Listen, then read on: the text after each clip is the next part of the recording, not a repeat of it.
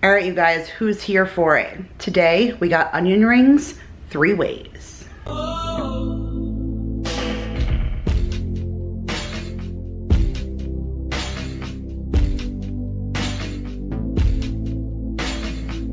Hey guys, Kira here from 50 Shades of Mom, tips for all shades of mom life. And in today's video, I am back to share with you 3 recipes on how to make onion rings. That's right, onion rings 3 separate ways. And I am super excited to share them with you because I don't know about you guys, I love onion rings. Now they are still only number 2 to the fry.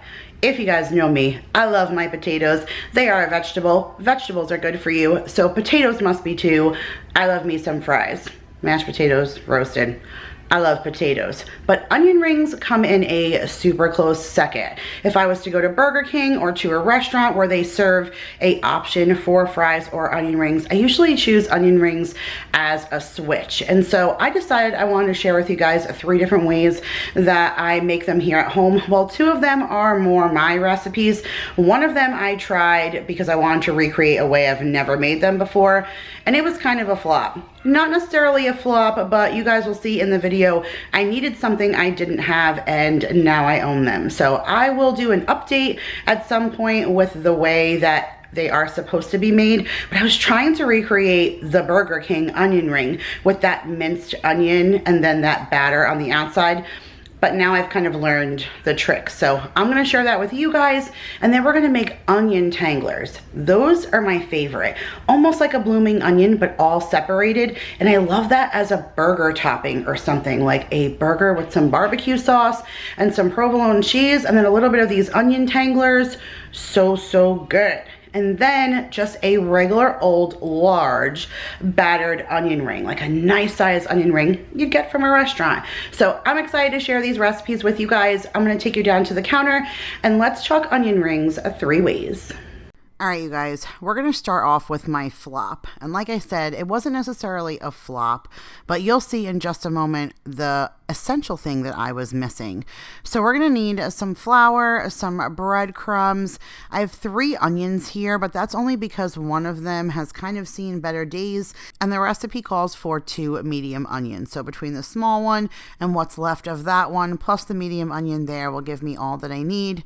I have some regular vegetable oil off to the side, but that's just some frying oil I had left that was still clean inside of a ball jar, along with some milk, and then back there is some garlic powder. So now, like I said, these are the onion rings that are from Burger King. So that's where they use the minced onion on the inside. And when I read the recipe, I was like, all right, this is pretty easy. So we're going to take those minced onions and we're going to put them in a bowl, and we're going to add 1 cup of breadcrumbs and then 2 tablespoons of milk. So your milk is just your wet component to keep the breadcrumbs and the onions together, which kind of makes sense because when you bite into an onion ring from Burger King, it looks like just onion on the inside, and I always wondered what held it together. So this kind of made sense, but now here's where the problem is.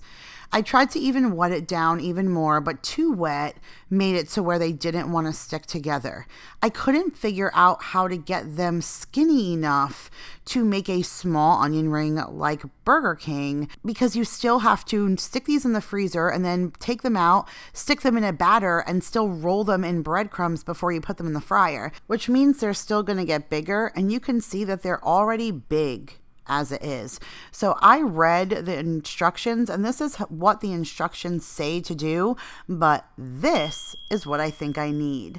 And I think that I need like a jelly ring holder or a mini donut holder or something that you can form that batter into so that it makes the smaller onion ring, because we stuck this entire sheet pan in the freezer for like 2 hours to get it all set and ready to go so that they were good and hard.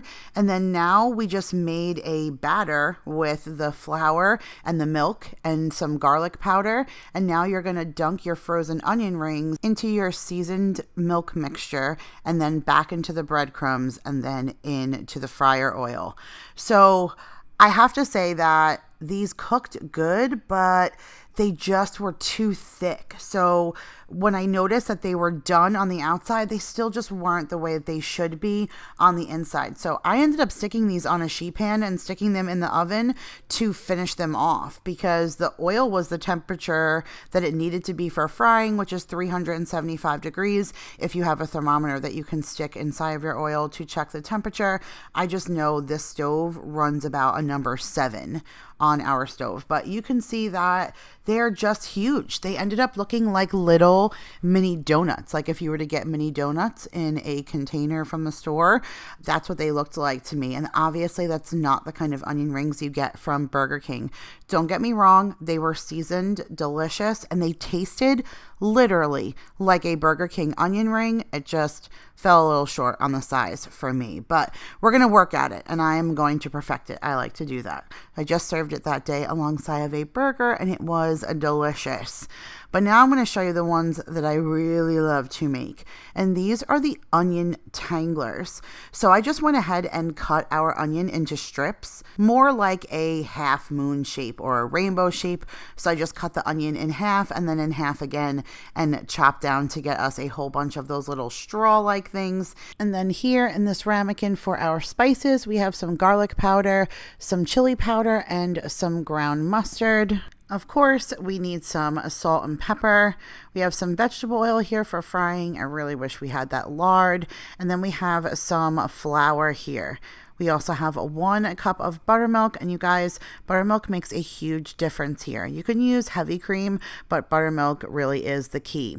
So we're going to go ahead and take those onion pieces that we cut up, and we're going to stick them in that cup of buttermilk, and we're going to let them soak for about 15 to 20 minutes. While they're soaking, we'll go ahead and mix our spices into our flour, and then don't forget to salt and pepper. Good layer of salt and pepper makes a super flavorful onion ring. And then we're just going to mix that all up. Once you're done mixing, you'll just set your mixture aside until your onions are done soaking.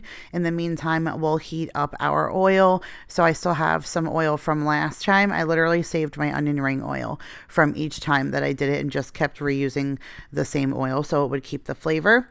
Now, once your onions are done soaking, you're just going to go ahead and take them out and put them into that flour mix that we made. Make sure you cover them well and then shake them off well as well.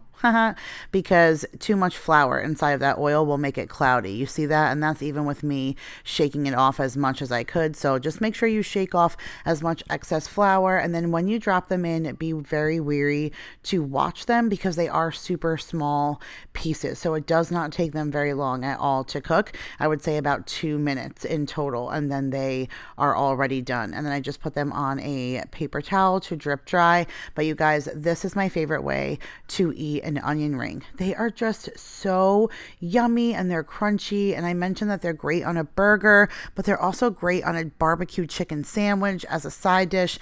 I don't know. This is definitely my favorite way to eat an onion ring. So I definitely would give that one a try. And then now we're just going to go ahead and make that big restaurant style onion ring. And this is probably my least favorite, I would say, but they still came out super, super good. I was really impressed. Actually, this was a really good batch of onion rings. My only disappointment was cutting them a little bit too small. But we're going to need 2 onions, some salt and pepper. You're going to need some baking powder. We need some paprika. We need 1 egg, some flour, some vegetable oil for frying, of course, some milk, and then some breadcrumbs.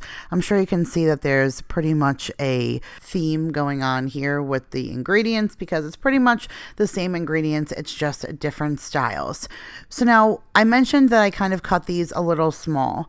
You really should cut these onions about 1/3 of an inch thick. I probably did more of 1/4 of an inch. And I think that the thicker the onion ring, the better. I mean, some of the pieces were a nice size, but for the most part, some of them ended up being just a tiny bit smaller than I would have liked. So they kind of had a straw feel, not really an onion straw. It was more of an in-betweeny weenie. I just would have liked them to be a little bit bigger. The flavor was on point. I just wish the size was a little thicker, but that's what she said. So now, just like we've done before, we're going to go ahead and get some oil into a pot and get it heated up to that 375 degrees. And now we're going to make our mixture that we're going to dredge our onions in. So we have our flour, some baking powder, some of that paprika, some salt, and some pepper. And then we're going to stick the onions into that mixture and pretty much just give them a good coating. Again, you want to make sure to shake off the excess flour. And then once we're all done with our onions, we're going to put them off to the side.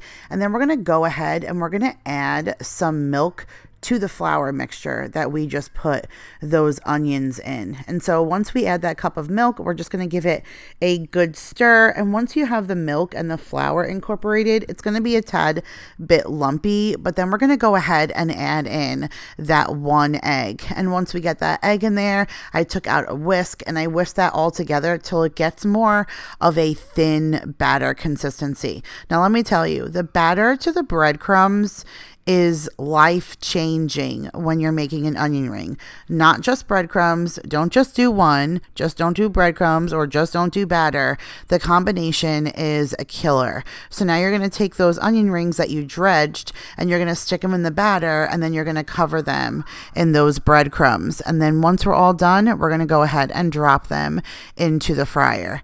I had the heat on just a little bit too high this time, so immediately they started cooking a little bit faster than I would have liked, but that's where making the smaller onion ring came in handy, because at least it was still cooked on the inside as well. So I had hubby stick his hand in there while I was trying to film and lower the temperature for me so I can still get them cooked well. But these need about 2 minutes, 2.5 minutes on each side. So I would say no more than 5 minutes total. You definitely still have to watch them. But you guys, these are still so delicious and a perfect side dish. Look at those onion rings, you guys. So good. All right, you guys. So that's it for today's video. I hope you guys enjoyed. And if you did, make sure to give it a big thumbs up. If you guys are new here, hit that subscribe button. I love to share any kind of food content with you guys on this channel. I love you all so much, and I'll see you guys in the next one. Bye, guys.